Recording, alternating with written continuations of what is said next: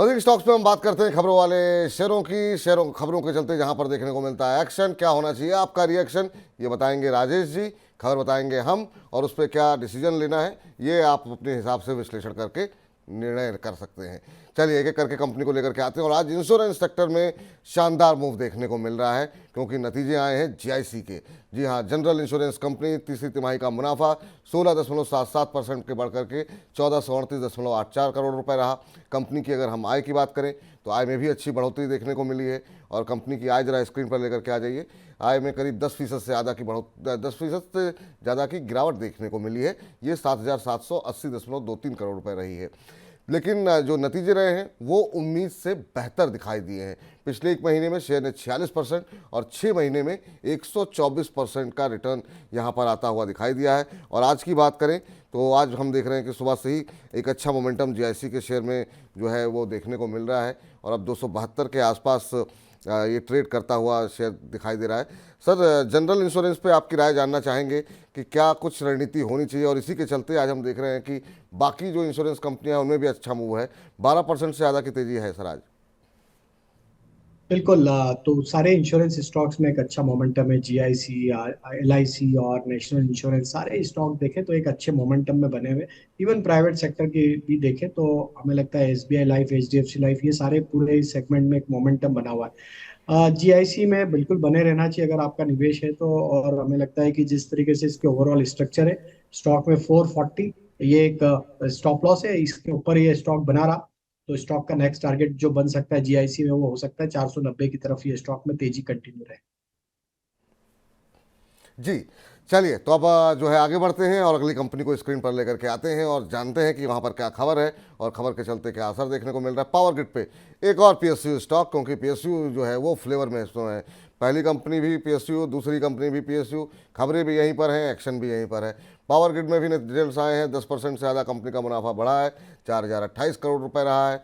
वहीं कंपनी की अगर हम आय की बात करें तो आय में करीब 2.25% की वृद्धि, 2.5% से ज़्यादा की बढ़ोतरी देखने को मिली है। 11,549.79 करोड़ रुपए रही कंपनी की जो आय रही है। कंपनी ने आपको बता दें 4.5 रुपये प्रति शेयर का डिविडेंड भी घोषित किया है। और ये जो नतीजे रहे हैं ये भी उम्मीद से बेहतर रहे हैं। कंपनी के एबिटा में 3.25% की बढ़ोतरी देखने को मिली है और ये 10,482.8 करोड़ रुपए रहा है। उम्मीद से बेहतर नतीजों के चलते पावर ग्रिड के शेयर में शुरुआती कारोबारी सत्र में करीब 4% के आसपास की मजबूती देखने को मिल रही थी। और अभी की बात करें तो अभी भी हम देख रहे हैं कि पावर ग्रिड के शेयर में बढ़त देखने को मिल रही है और अब 6.25% ऊपर कामकाज करता हुआ। सर, ऊर्जा क्षेत्र में लगातार ऊर्जा जो है वो बनी हुई है, तो दो तरफा लाभ हो रहा है। एक तो पीएसयू स्टॉक चल रहे हैं उसका भी लाभ मिल रहा है और दूसरा पावर सेक्टर में जो तेजी है उसका भी लाभ यहाँ पर मिल रहा है। पिछले एक महीने में करीब 17% की रैली और 6 महीने में 57% शेयर चल चुका है। अभी क्या स्ट्रेटजी होनी चाहिए? बिल्कुल, काफी ऊर्जा है पूरे ऊर्जा क्षेत्र में। और हमें लगता है जिस तरीके से पावर ग्रिड बजट स्पीच के बाद से ही स्टॉक ने एक अच्छा मोमेंटम पकड़ा, और हमें लगता है जिस तरीके से इसके ओवरऑल स्ट्रक्चर बने हुए बिल्कुल बने रहना चाहिए। यहाँ पे एक नई ट्रेजेक्ट्री में, ऑल टाइम हाई ट्रेजेक्ट्री में स्टॉक ट्रेड करते हुए दिख रहा है। हमें लगता है कि यहाँ पे ये स्टॉक अगर 275 रुपए के ऊपर वीकली क्लोजिंग बेसिस पे बना रहा तो इसके नेक्स्ट लक्ष्य जो बन सकते हैं वो 315 320 की तरफ भी आते हुए दिख सकते हैं। तो पावर ग्रिड पे हमारा नजरिया बुलिश ही है और हम यहाँ पे होल्ड करने की सलाह देंगे 315 320 के लक्ष्य के। 315 320 के लक्ष्य के साथ होल्ड करने की सलाह यहाँ पर अगर किसी के पास है तो जब ऊर्जा क्षेत्र में बात चल रही है तो ऊर्जा क्षेत्र की बातचीत को थोड़ा और आगे बढ़ाते हैं। एसजेवीएन को लेकर के आते हैं और देखते हैं कि यहाँ पर क्या कुछ खबरें निकल करके आ रही हैं। एसजेवीएन पे खबर ये है कि कंपनी को गुजरात ऊर्जा विकास लिमिटेड से जो है कंपनी को एक ऑर्डर मिला है और ये जो ऑर्डर मिला है ये कंपनी जो है करीब 18 महीने में पूरा करेगी। 1100 करोड़ रुपए का ये टोटल ऑर्डर है जिसमें कि कंपनी को 200 मेगावाट का सोलर पावर प्रोजेक्ट जो है लगाना होगा। इसके लिए कंपनी को ये ऑर्डर मिला है, 18 महीने में पूरा करना होगा। और नए ऑर्डर मिलने से शेयर में हम देख रहे थे कि करीब 2% से ज़्यादा की तेज़ी इस समय देखने को मिल रही है। जब खबर हमने बनाई थी तब करीब 1.5% के आसपास की तेज़ी देखने को मिल रही थी। तो एसजेवीएन में अच्छा मूव देखने को मिला है। पिछले कुछ दिनों की बात करें तो एक ही महीने में करीब 59% ये शेयर चल चुका है और पिछले 6 महीने के अंदर 168% के आसपास का रिटर्न आता हुआ दिखाई दिया है। ये चार्ट्स आपकी स्क्रीन पर आप देखिए कितना शानदार मूव यहाँ पर देखने को मिला है। सर, पावर सेक्टर की एक और कंपनी जिसने कि सरप्राइज़ किया है रिटर्न के मामले में, अभी भी लोग चेस कर रहे हैं और हायर लेवल पे भी खरीद रहे हैं, क्या सलाह रहेगी आपकी एसजेवीएन पर? आई थिंक देखिए, काफी बड़ी रैली के बाद स्टॉक पिछले कुछ दिनों में देखें तो एक साइडवेज कंसोलिडेशन दिखा रहा है। ओवरऑल स्ट्रक्चर बुलिश है, लॉन्ग टर्म सेटअप बुलिश है। काफी बड़ी रैली हमने देखी है स्टॉक में ऑलरेडी होते हुए दिखी है। करंट कैलेंडर ईयर की बात करें तो करीब 65% के गेन ऑलरेडी इसने रजिस्टर किए हैं। हमें लगता है कि जिनके पास भी लोअर साइड की बाइंग है उन्हें तो बना ही रहना चाहिए। छोटा मोटा डिप मिलता है, नए फ्रेश इन्वेस्टर को अगर आना है तो छोटा मोटा डिप मिलता है टुवर्ड्स 140, तो वहां पे एक अच्छी जगह होगी वापस बाय करने की। स्टॉप लॉस जो होंगे स्टॉक को होल्ड करने के वो होंगे करीब 130 के आसपास।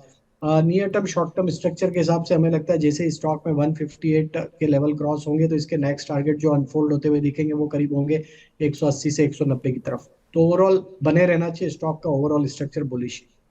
ओवरऑल स्ट्रक्चर बुलिश है, यहाँ पर अभी भी सकारात्मक रुझान देखने को मिल सकता है। चलिए, और एक और कंपनी लेकर के आते हैं, और ये भी पीएसयू स्टॉक है और इस पूरे क्षेत्र में काफ़ी तेज़ी देखने को मिल रही है। जी हाँ, ऑल मार्केटिंग कंपनीज को जरा लेकर के आते हैं। बीपीसीएल की बात करते हैं। कतर एनर्जी के साथ कंपनी ने एक करार किया है, और ये करार जो किया गया है ये पेट्रोनेट एलएनजी के साथ जो कंपनी की जेवी है उसके तहत करार किया गया है। इस करार के तहत कंपनी जो है वो लॉन्ग टर्म में 7.5 MMTPA एलएनजी की खरीद और बिक्री के लिए का जो है ये अग्रीमेंट किया गया है। और बीपीसीएल में भी काफ़ी अच्छा मूव देखने को मिला है। आज 2% से ज़्यादा की तेज़ी देखने को मिल रही थी जब हमने एक खबर बनाई थी। अभी करीब 3.25% के आसपास की मूव अब देखने को तेज़ी यहाँ पर देखने को मिल रही है। सभी ऑयल मार्केटिंग कंपनीज में काफ़ी शानदार मूव, और यहाँ पर भी देखिए किस तरह से शेयर आगे बढ़ता हुआ। सर, एक महीने में 37%, 6 महीने में 74% का रिटर्न दिया है। एक और सरकारी कंपनी, खबर भी है यहाँ पर। अभी क्या करना चाहिए सर? क्या अभी और तेज़ी की उम्मीद कर सकते हैं? तो देखिए, काफी सरप्राइजिंग मूव रहा है मार्केट के लिए ऑयल मार्केटिंग कंपनी का। जिस तरीके से बिहेवियर हमने पिछले कुछ महीनों में देखा है, पीएसयू की तेजी का तड़का तो ऑलरेडी यहाँ पे देखने को मिला ही है।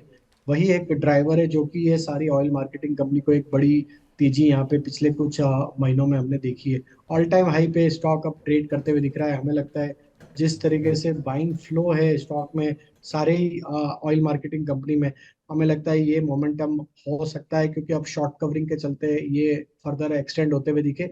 660 680 की तरफ भी ये स्टॉक बढ़ते हुए दिख सकता है, लेकिन काफी बढ़ चुका है स्टॉक। तो जरूर स्टॉप लॉस को अडॉप्ट करें जब भी इसमें ट्रेड करना हो या आपको बाय करना हो। अब यहाँ पे स्टॉप लॉस जो होंगे वो करीब होंगे 605 के आसपास के। अपसाइड का टारगेट 660 680 की तरफ भी आते हुए दिख सकते ये राय फिलहाल निकल करके आती हुई। चलिए आगे बढ़ते हैं और अगले दर्शक का प्रश्न जो है, माफ़ कीजिएगा, अगली कंपनी में ज़रा बातचीत करते हैं। और चूंकि आज की जो हमने थीम तो नहीं कहेंगे कि हमने सोच करके ये प्लान किया था, लेकिन सारे पीएसयू हैं। से एक साथ एक टोकरी के अंदर आ गए हैं। एलआईसी एलआईसी के रिजल्ट्स आज आने हैं, और तीसरी तिमाही के नतीजों से पहले जो है हम देख रहे हैं कि कंपनी के शेयर में जो है वो तेज़ी देखने को मिल रही है। और कल जो है राज्यसभा के अंदर एलआईसी का जिक्र प्रधानमंत्री नरेंद्र मोदी ने भी किया कि शेयर जो है वो लगातार नई ऊंचाइयां छू रहा है। और शेयर के अंदर वाकई में काफ़ी अच्छा मूव भी रहा है एलआईसी के अंदर।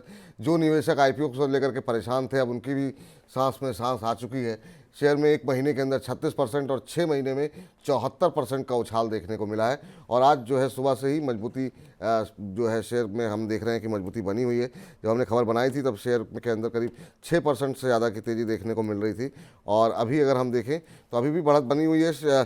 अब करीब 7% ऊपर जो है एलआईसी का शेयर ट्रेड करता हुआ।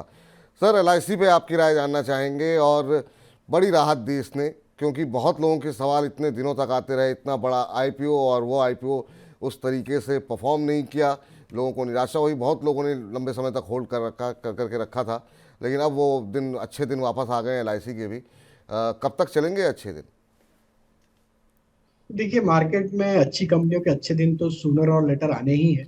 उसमें से ये कंपनी एलआईसी भी थी। जरूर 1.5 साल के एक छोटे पीरियड को, जिसको हम मार्केट में अगर लॉन्ग टर्म की इन्वेस्टिंग की बात करते तो एक 1.5 ही साल की विंडो में जरूर अंडर परफॉर्मेंस था। लेकिन अब जिस तरीके से मोमेंटम बना है तो जो सारे निवेशक यहाँ पे आईपीओ में इन्वेस्टेड थे उन्हें तो एक अच्छा मुनाफा बनते हुए दिख रहा है। हमारी सलाह होगी कि ये मोमेंटम फर्दर रहेगा। जिस तरीके के ब्रेकआउट बने हैं और पिछले 2-3 महीनों में देखें, जो बाइंग का यहाँ पे एक इंटरेस्ट बनते हुए दिखा है और जिसको कि इंडोर्स भी किया कल प्राइम मिनिस्टर ने भी, तो ये एक कहीं ना कहीं एक नया निवेश यहाँ पे आते हुए दिख रहा है। और हमें लगता है कि एलआईसी में जिनके पास भी पोजीशन है, अब ट्रेल कर ले स्टॉप लॉस को हायर साइड पे, जो कि होगा अब 1060 के आसपास। अगर ये इसके ऊपर बना रहा अब, तो इसके नेक्स्ट लक्ष्य हमें लगता है शॉर्ट टर्म में हो सकता है कि आगे आने वाले महीनों में ही देखने को मिले, वो हो सकते हैं 1200 रुपए से 1250 की तरफ।